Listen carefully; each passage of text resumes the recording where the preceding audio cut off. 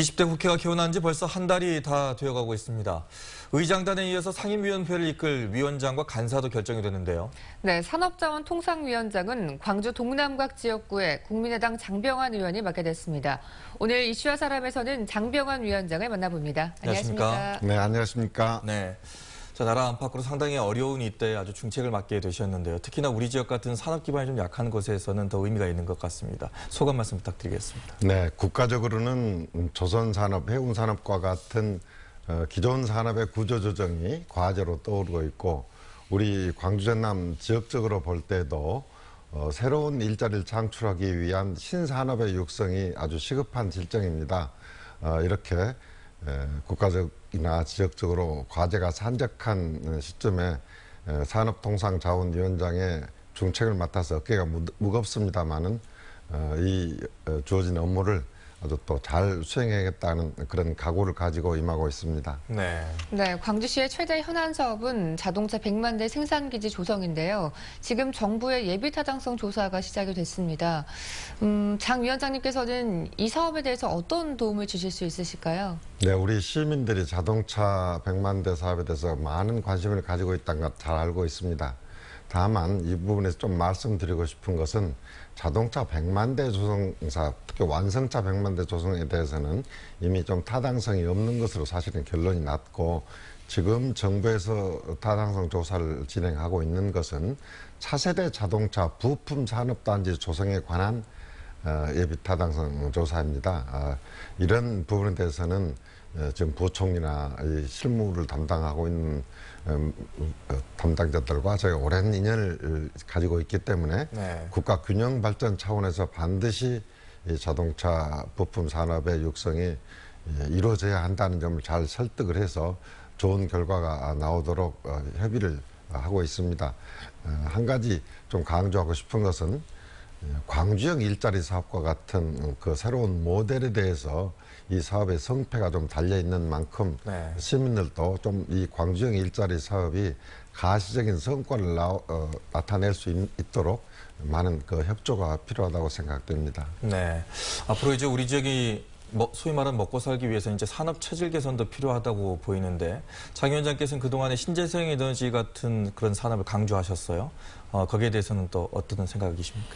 네, 이제 우리 광주 경우를 보더라도 과거 이제 농업, 그리고 소규모 유통업, 그리고 소규모 제조업 중심의 산업적인 기반에서 향후 일자리를 만들어내기 위해서는 이제 신산업으로 이렇게 육성을 해 나가야 합니다. 우리 광주의 경우에는 자동차 산업과 에너지 신산업, 또 그리고 전남과 같은 경우도 화학 소재와 같은 에너지 산업, 또 그리고 드론 산업과 같은 신산업을 육성할 계획을 가지고 있지 않습니까? 근데 바로 이러한 산업들을 직접 지원하는 체제를 갖추고 있는 것이 정부의 산업통상자원부입니다. 이번에 이제 제가 산업통상자원부를 맡아서 특히 그 한전이 이제 나주 핵심도시에 지금 와 있는데, 한전과 연계해서 에너지 신산업의 육성을 이렇게 도모해 나가고, 또 나머지 신산업 제어 육성도 역시 산자부가 담당을 하고 있기 때문에 앞으로 많은 중앙정부와 지역의 이 지원책을 이렇게 연결시키는 역할을 잘 해낼 수 있으리라고 생각됩니다. 네. 또한 전남의 주력 산업하면 조선산업을 빼놓을 수가 없는데, 앞서 말씀을 하셨지만 조선산업의 구조조정 문제가 시급한 현안입니다. 이거에 대해서는 어떻게 해결해 나가야 될까요? 네, 이제 정부가 한은의 발권력을 이용해서 약 12조 원을 지원하겠다고 하는 방침을 밝혔는데요.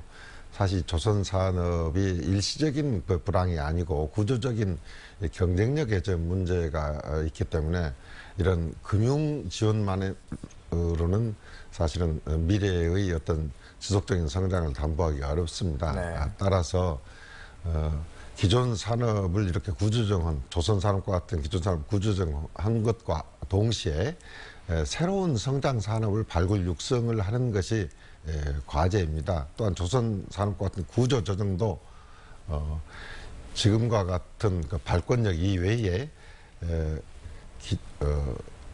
부실 경영주, 또 그리고 산업은행과 같은 이제 국채은행 그리고 회계 감사를 잘못한 그 회계법인들에 대해서도 명백한 책임 규명을 해야만이 향후 부실이 재발되지 않는다고 할 수가 있습니다. 따라서 이제 정부는 이런 부실 업체에 대한 어떤 금융 지원과 이런 책임 소재의 규명 그리고 신산업의 육성 이런 것을 종합적으로 추진할 때 국민들이 이 구조조정 방안에 대해서 지원을 해주리라고 생각합니다. 네, 앞으로 활력 있는 지역이 될 수 있도록 네. 많은 노력 부탁드리겠습니다. 오늘 나와주셔서 고맙습니다. 네, 감사합니다.